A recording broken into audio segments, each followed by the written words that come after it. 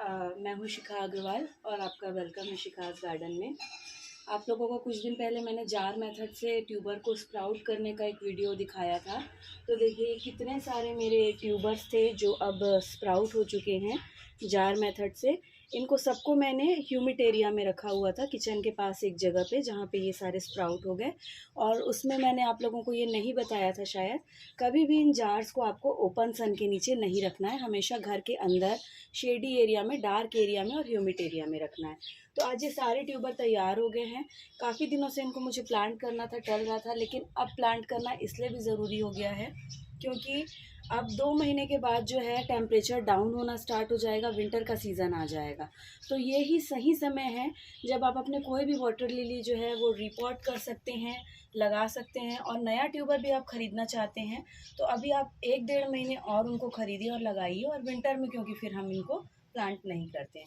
तो देखिए, आप लोगों को मैंने कहा था पहले कि मैं आप लोगों को एक वीडियो दिखाऊंगी जिसमें मैं आपको ये बताऊंगी कि होल वाले पॉट में ट्यूबर को कैसे लगाया जाता है। तो ये एक नर्सरी पॉट है जिसमें ढेर सारे होल हैं। ये होल अभी उतने ज़्यादा ओपन नहीं है, लेकिन उतनी ज़रूरत भी नहीं है वाटर लिली के लिए, ओपन हो तो भी कोई दिक्कत नहीं है। तो ये नर्सरी पॉट में मैं आपको लगा के बताऊँगी। और ये सारे ट्यूबर मैं इसी मेथड से नर्सरी पॉट या ऐसे जो बहुत छोटे होंगे उनको ऐसे डिस्पोजल ग्लास में लगाऊंगी। देखिए इसमें भी मैंने होल बना लिया है। और नहीं तो आपके पास ऐसे कुछ छोटे पेंट वेंट के डिब्बे हों या कोई भी ऐसे डिब्बे हों या बहुत छोटे पॉट हो, तो इस तरीके से आप इनको यूज़ करके अपने बेबी ट्यूबर्स को लगा के रख सकते हैं। जब वो स्टेब्लिश हो जाए, ग्रो हो जाए, तो फिर आप उनको किसी को दे दीजिए, लगा दीजिए। वरना इतने बड़े पॉट में भी बहुत अच्छे से ब्लूम होना शुरू हो जाता है, इवन डिस्पोजल ग्लास में। ये डेमो मैं आपको आज इस वीडियो के लास्ट में दिखाऊंगी कि कैसे डिस्पोजल ग्लास में लगाने के बाद भी ट्रॉपिकल वाटर लिली जो है उसमें फूल खिलना स्टार्ट हो गया। ठीक है, तो अभी हम इसको स्टार्ट करते हैं लगाना। मैं आपको पहले दिखाऊंगी एक फॉक्स फायर। ये देखिए, हाँ, मैं हमेशा ऐसे टैगिंग करके रखती हूँ, आपको बताती हूँ। देखिए कई महीने पहले इसको मैंने रखा था। अब अगर ये टैगिंग नहीं होती तो मैं तो भूल भी चुकी होती कि ये कौन सा ट्यूबर है, लेकिन टैगिंग थी तो मुझे याद है कि ये फॉक्स फायर का ट्यूबर है। और जिस पॉट में मैं लगाने वाली हूँ उसमें भी मैंने ऐसे वाइट पेंट मार्कर से, ध्यान दीजिएगा, परमानेंट मार्कर जो है वो धूप में और पानी में उड़ जाते हैं। मैं पेंट मार्कर यूज़ करती हूँ, ये अमेज़ॉन में अवेलेबल है, आपको इसका लिंक मैं डिस्क्रिप्शन में दे दूँगी। और ये प्लांट को टैगिंग करने के लिए बहुत अच्छे होते हैं। ये मैंने वाइट लिया है और ऐसा ही एक ब्लैक भी है। ये देखिए, ये पेंट मार्कर्स हैं। ये मैं हमेशा प्लांट को टैग करने के लिए यूज़ करती हूँ। ये ब्लैक है जो दूसरे कलर के पॉट में यूज़ होता है, और ये वाइट है जो ऐसे ब्लैक नर्सरी पॉट में यूज़ होता है। तो अब इस फॉक्स फायर के ट्यूबर को लगाने के लिए सारा प्रोसेस सेम है, लेकिन चूंकि इसमें होल्स हैं तो देखिए ये क्ले सॉइल है। मैं पहले एक लेयर जो है क्ले सॉइल के नीचे बिछा दूँगी। अब ऐसा करने का कारण ये होता है कि जो फर्टिलाइज़र होता है वो बहुत बारीक होता है। अगर आप सीधे फर्टिलाइज़र डाल देंगे ना तो वो ऐसे होल के थ्रू पानी में जाना शुरू हो जाएगा, और फर्टिलाइज़र तो आपका पूरा नीचे से चला जाएगा, साथ में आपका पानी बहुत ज़्यादा गंदा होगा, उसमें से बहुत बदबू आएगी, और जैसे ही न्यूट्रिशन मिलेगा पानी के साथ में तो एल्गी की प्रॉब्लम जो है वो बढ़ जाएगी। ठीक है, अभी ये देखिए, कंपोस्ट में बहुत सारे लोग मुझसे पूछते हैं क्या यूज़ करें, काऊ डंग यूज़ करें, वर्मी कंपोस्ट। काऊ डंग भी आप यूज़ कर सकते हैं, बट मैं बिगनर्स को हमेशा ये सजेस्ट करती हूँ कि आप वर्मी कंपोस्ट यूज़ कीजिए। काऊ डंग अगर अच्छे से कंपोस्ट नहीं हुआ होगा तो वो फंगस क्रिएट कर देता है, और दूसरा उसमें हीट थोड़ी सी ज़्यादा होती है। तो एटलीस्ट वाटर लिली के लिए मैं जो है वो हमेशा कोशिश करती हूँ कि मैं वर्मी कंपोस्ट यूज़ करूँ। और इस वर्मी कंपोस्ट में मैंने बोन मिल मिला लिया है। जो लोग बोन मिल यूज़ करना चाहें तो अच्छी बात है। बोन मिल एक स्लो फर्टिलाइज़र होता है जो धीरे धीरे रिलीज़ होता है और प्लांट के लिए बहुत ज़्यादा अच्छा होता है। तो देखिए ये एक लेयर, जैसे उसमें मैंने आपको बताया था, ये 1 इंच से थोड़ी सी थिक लेयर मैं इसमें बना लूँगी वर्मी कंपोस्ट। अब साथ में एक नई चीज़ देखिए, आप इसमें मैंने सीवीड, पोटाश के ग्रैनुअल्स और डीएपी के ग्रैनुअल्स जो है वो मिक्स करके रख लिए हैं। इस लेयर में मैं यहाँ पे थोड़ा सा ये डाल दूँगी। और ये जो सारी चीज़ें ये मार्केट में आपको पाउडर फॉर्म में मिलती है, तो जब आप पाउडर फॉर्म वाला मिक्स करते हैं तो वो बहुत जल्दी वाटर सॉल्युबल होता है, पानी में घुल के रिलीज़ होता है, आपके पानी के ऊपर एक झाग जैसा क्रिएट करेगा और अपना असर जो है वो ख़त्म कर देगा। लेकिन ये जो है ग्रैनुअल्स फॉर्म में है सारे, तो ये धीरे धीरे जो हैं रिलीज़ होते हैं और इनका असर देर तक बना रहता है। ये भी लोकल मार्केट में अवेलेबल नहीं था, इसको भी मैंने सबको अमेज़ॉन से मंगवाया है। मैं इन सब का लिंक भी जो है वो डाल दूँगी, ठीक है। तो ये थोड़ा सा डालिए, बहुत ज़्यादा मत डालिए क्योंकि ये तेज़ होते हैं। और अगर आप बिगिनर हैं तो मैं तो आपको ये बोलूँगी कि आप इस स्टेप को स्किप कर दीजिए, क्योंकि फर्टिलाइज़र कम होगा तो आपका प्लांट सहन कर लेगा, लेकिन अगर फर्टिलाइज़र तेज़ हुआ तो वो आपका प्लांट जो है वो सहन नहीं कर पाएगा। ये हो गया अब हमारा सेकेंड स्टेप कंप्लीट। फर्टिलाइज़र हमने डाल दिया है। ये क्ले सॉइल, देखिए क्ले सॉइल कैसी होती है, ये काली मिट्टी ही है। बहुत सारे लोग पूछते हैं कि अगर क्ले सॉइल नहीं है तो हम क्या करें। आप नॉर्मल गार्डन सॉइल यूज़ कर लीजिए, और लेकिन बस ये रखिए कि उसमें रेत, कंपोस्ट, कोकोपीट कुछ ना मिला हो। मैं तो गार्डनिंग को जितना हो सके इजी रखने की कोशिश करती हूँ। जो चीज़ें अवेलेबल है उनसे गार्डनिंग की जाए। अब देखिए दिक्कत क्या होती है, ये फर्टिलाइज़र वगैरह तो आप अमेज़ॉन से मंगवा लेंगे, लेकिन सॉइल तो आप अमेज़ॉन से नहीं मंगवा सकते ना। वो भी अवेलेबल है लेकिन वो इतना हैवी हो जाता है ना। आप 5 किलो का एक पैकेट लगा लेके आएंगे ना तो उसमें आपके मुश्किल से 5 पॉट लग पाएंगे। तो सॉइल तो हमको हमेशा वो यूज़ करना पड़ता है जो लोकली अवेलेबल हो। लोकल जो भी सॉइल अवेलेबल है आप उसको यूज़ करिए। मैंने भी शुरू में यही किया था, जब मुझे क्ले सॉइल नहीं मिलती थी मैं आजू बाजू के खाली प्लॉट से गार्डन सॉइल यूज़ करती थी, उसमें भी रिज़ल्ट अच्छा रहता था। अभी ये है मेरा फॉक्स फायर का, नहीं, हाँ ये देखिए ये ट्यूबर जो है ये ख़राब हो चुका है। ये भी आप एक डेमो देख लीजिए। बड़ा ट्यूबर, इसका ग्रोइंग पॉइंट ख़राब हो चुका है, इसको हम नहीं लगा सकते हैं। ये कई महीनों से जार में पड़ा हुआ है, लेकिन अब जो है ये ग्रो नहीं कर पाएगा, ठीक है। ये एक छोटा ट्यूबर है लेकिन ये ग्रो कर जाएगा। तो बहुत सारे लोग जो होते हैं ना सोचते हैं कि ट्यूबर का साइज़ बड़ा है तो ट्यूबर अच्छा है, ट्यूबर छोटा है तो सर्वाइव करेगा या नहीं करेगा। ये आप देखिए बड़ा ट्यूबर मर चुका है, बल्कि छोटे ट्यूबर जो बेबी ट्यूबर होते हैं ना वो फ्रेश होते हैं, उनके सर्वाइव करने का चांस तो ज़्यादा होता है। अभी इसमें ज़्यादा अच्छे से रूट ग्रो नहीं हुई है, तो ये भी मैं आपको बताती हूँ। कभी कभी ऐसी प्रॉब्लम भी आती है कि कई कई महीने हम जार में रखते हैं लेकिन हमारा ट्यूबर ग्रो नहीं होता है। तो अब हम क्या करेंगे, एक थिक लेयर यहाँ पे हम सैंड की बिछा देंगे। अभी पॉट हमारा रेडी है, इसमें सैंड है। हम हमेशा क्या करते थे, ट्यूबर लगाने के बाद सैंड को यूज़ करते थे, लेकिन अब हम सैंड पहले डाल दिए हैं। नीचे कंपोस्ट है। अब ये पूरा ट्यूबर जो है ना मेरा, ये इसी सैंड पे रखा रहेगा। तो आप लोग ये जानते हैं कि जब हम नॉर्मल प्लांट भी लगाते हैं जैसे सेवंती वगैरह की कटिंग, तो हम रेत में ग्रो करते हैं ताकि जड़ें अच्छे से डेवलप हो। तो अब इस ट्यूबर के साथ भी वही होगा।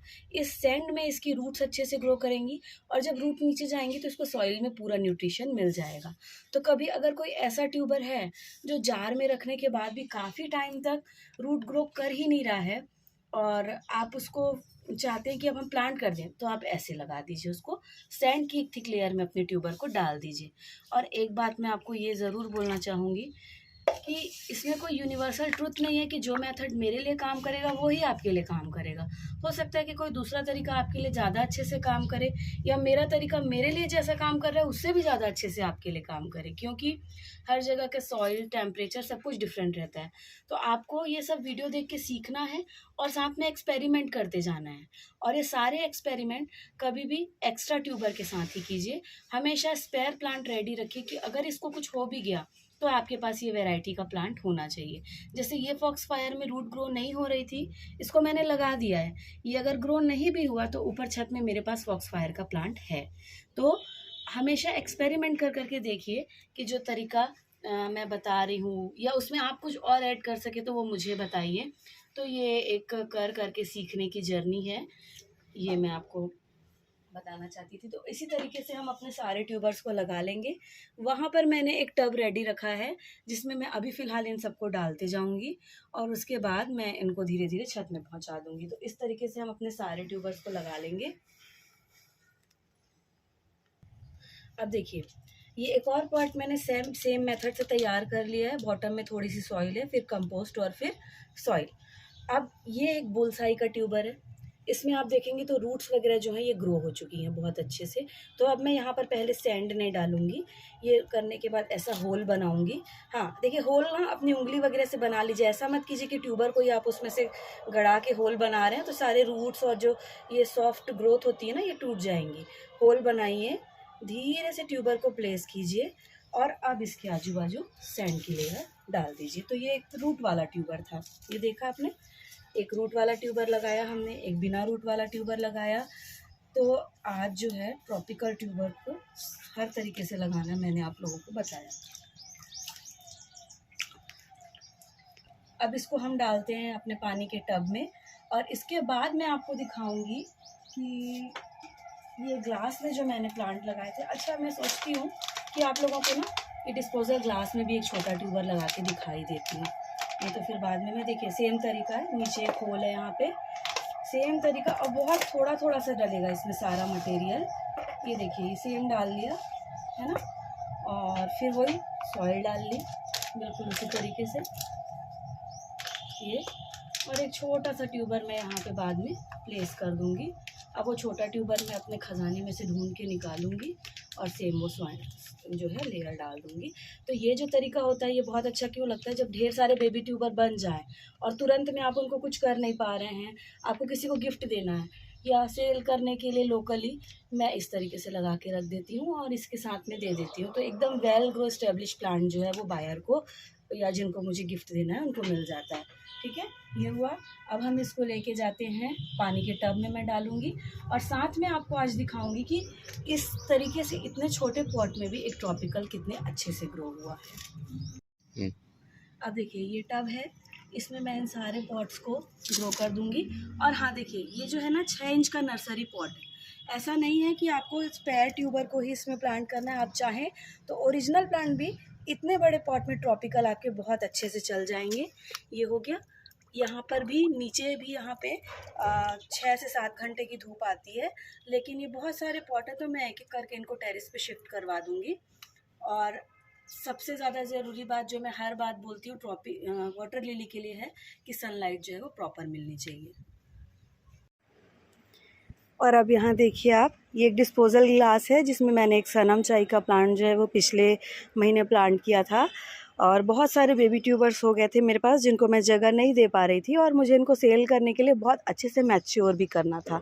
तो अब मैं आपको दिखाती हूँ ये जो प्लांट है ये कितनी अच्छी तरीके से ग्रो हुआ है। ये देखिए, ये दिख रहा है आपको, और साथ ही आप देखिए इस छोटे से ग्लास में भी ये कितना सुंदर सा फूल खिल गया है। अभी इसका साइज़ जो है वो डिस्पोजल ग्लास के कारण छोटा सा है, अगर आप इसको थोड़ा सा बड़ा पॉट देंगे तो इसका साइज़ भी बढ़ जाएगा और आपको मल्टीपल ब्लूम्स भी मिलेंगे। तो ये मैं आपको यहाँ डाल के भी दिखाती हूँ। ये देखिए दिख रहा है, बहुत तेज़ धूप है तो मुझे तो स्क्रीन नहीं दिख रही है, आई होप आप लोगों को ये दिख रहा हो। देखिए तो ये था ट्रॉपिकल पे। और अब चलते चलते मैं आप लोगों को आज के छत पे मैं जब आ ही चुकी हूँ तो मैं आप लोगों को कुछ ब्लूम्स भी दिखा देती हूँ अपने। देखिए ये है चोम्पू पात्रा, बहुत सुंदर ट्रॉपिकल वैरायटी है ये। और ये है येलो कोराकोट, बहुत लाइट लेमन येलो सा इसका शेड होता है और इतना प्यारा फ्लावर होता है ना ये। मुझे तो वैसे भी येलो कलर के फ्लावर्स बहुत ज़्यादा पसंद है। ये एक मेरा one of the favourite tropical बोलूँगी मैं अपने गार्डन का, और बहुत अच्छा खिलता है। जब से खिलना स्टार्ट हुआ है ये है जो चोम्पू पात्रा मैंने आपको दिखाया है, सारे रोज़ खिल रहे हैं। ये देखिए ये एक मोराडा बे का फ्लावर है, ये तो सेकेंड डे ब्लूम है, थोड़ा सा धूप से ये फ्लावर टैन हो गया है। ये भी इमेच्योर फ्लावर है, इसके तो फ्लावर बहुत बड़े बड़े और मल्टीपल, एक एक बार में 4-4 5-5 फ्लावर खिलते हैं। ये है हमारा कोरल स्काई और यहीं पर है एट्रांस क्रॉस जाइजेंटिया जो कलर चेंज करता है। और फ्रेंड्स आज जो है ना पिंक रोज़ी का एक परफेक्ट फ्लावर खिला है। इसके पहले तक के थोड़े से मैसी ब्लूम थे, पेटल अरेंजमेंट सही नहीं था, लेकिन जैसे जैसे प्लांट मैच्योर हुआ, एस्टेब्लिश हुआ, इसमें बहुत अच्छे ब्लूम आए। पिंक रोज़ी एक हार्डी वैरायटी है, बहुत लोग बोलते हैं कि हार्डी में फ्लावर नहीं आते, तो देखिए हार्डी पे भी मैं एक कंप्लीट वीडियो बनाऊंगी जिसमें मैं आपको बताऊंगी ज़्यादा फ्लावर कैसे लेते हैं। ये पिंक रोज़ी अभी खिलना स्टार्ट हुआ है, ये फ्लावर आप देख रहे हैं, ये एक बर्ड और ये दूसरी बर्ड यहाँ पे है, और ऐसे ही कितनी सारी बर्ड्स होंगी जो नीचे अभी विजिबल नहीं है, लेकिन हार्डी भी बहुत अच्छे खिलते हैं। ठीक है, तो आज का ये हमारा वीडियो था। आई होप आप लोगों के लिए हेल्पफुल होगा। तो अगर आप लोगों को वीडियो पसंद आए तो लाइक करके मुझे मोटिवेट कीजिए, क्योंकि चैनल ज़्यादा पुराना नहीं है। आप लोगों का सपोर्ट और आप लोगों का प्यार जो है वो चैनल को ग्रो करने के लिए चाहिए। इसको शेयर कीजिए, सब्सक्राइब कीजिए, और मिलेंगे हम फिर किसी नेक्स्ट टॉपिक में। और अगर आप लोग कुछ जानना चाहते हैं तो वो मुझे बताइएगा। और हाँ, बहुत सारे लोग ये जानना चाहते हैं कि वाटर लिली को फर्टिलाइज़ कैसे किया जाता है। फर्टिलाइज़र पे एक वीडियो मुझे बनाना है, लेकिन कभी भी ग्लूमी वेदर, बादल वाले बदली वाले मौसम में वाटर लिली को फर्टिलाइज़ करना थोड़ा सा रिस्की होता है। इसलिए मैं थोड़ा वेट कर रही हूँ कि मौसम थोड़ा सही हो जाए, मौसम के खुलने का वेट कर रही हूँ मैं, फिर मैं आपको वो दिखाऊंगी। और ये देखिए, ये लास्ट देख लीजिए, एक पिंक क्लाउड लोटस है। ये वही ट्यूबर हैं जो मैंने आप लोगों को सेल किए थे लास्ट मंथ। देखिए खिलना स्टार्ट हो गए हैं सारे। तो अगर ये मैंने उसी मेथड से लगाया है जो मैंने वीडियो में बताया है, लोटस लगाने का तरीका। बगल में एक बर्ड और दिख रही है, और जहाँ जहाँ एरियल लीव्स आते हैं ना, वहाँ वहाँ बर्ड्स आ जाती हैं। तो अगर आप उस तरीके से लगाएंगे तो देखिए रिज़ल्ट आप लोगों के सामने है। आज का वीडियो तो थोड़ा लंबा हो गया, लेकिन आई होप ये आप लोगों के लिए हेल्पफुल होगा। तो फिर मिलेंगे नेक्स्ट वीडियो में, तब तक के लिए बाय बाय, टेक केयर।